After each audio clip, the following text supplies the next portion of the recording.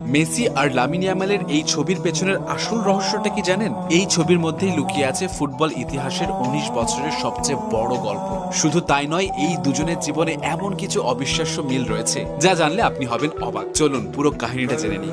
তো সালটা ছিল ২০০৭। বার্সেলোনার ক্যাম্প নিউ। ইউনিসেফের একটি চ্যারিটি ফটোশুটের জন্য লটারিতে নির্বাচিত হয় একটি সাধারণ পরিবার। তাদের ৫ মাসের ছোট্ট শিশুকে কোলে নেওয়ার কথা ছিল ২০ বছর বয়সী এক তরুণ ফুটবলারের, যার নাম লিওনেল মেসি। তবে মজার ব্যাপার কি জানেন? মেসি তখন এতটাই লাজুক ছিল যে ছোট্ট শিশুকে কিভাবে কোলে নেবে সেটাই সে বুঝে উঠতে পারছিল না। শেষ পর্যন্ত ফটোগ্রাফার জোয়ান মনফোর্ড সেই সুন্দর মুহূর্তটিকে ক্যামেরা বন্দী করে। এরপর কেটে যায় ১৭ বছর। ফটোগ্রাফার নিজেও জানতেন না যে সেই শিশুটি আসলে কে ছিল। পরে সে আবিষ্কার করে মেসির কোলে থাকা সেই ৫ মাসের শিশুটি আজকের ফুটবল ইতিহাসের নতুন বিষয় লামিন ইয়ামাল। এখানে কিন্তু শেষ নয়, তারা দুজনই ১৮ বছর বয়সে ১৯ নম্বর জার্সি পরে বিশ্বকাপে নিজেদের প্রথম গোল করেছে। যেন ভাগ্য শুরু থেকেই অদ্ভুত সব মিল রেখে এগিয়েছে। আর দেখুন নিয়তির সবচেয়ে বড় টুইস্ট, ১৯ বছর পর ১৯ জুলাই ২০২৬ বিশ্বকাপ ফাইনালে মুখোমুখি হবে আর্জেন্টিনা বনাম স্পেন। আর ১৯ বছরের ইয়ামাল সেদিন লড়বে ৩৯ বছর বয়সী মেসির সাথে,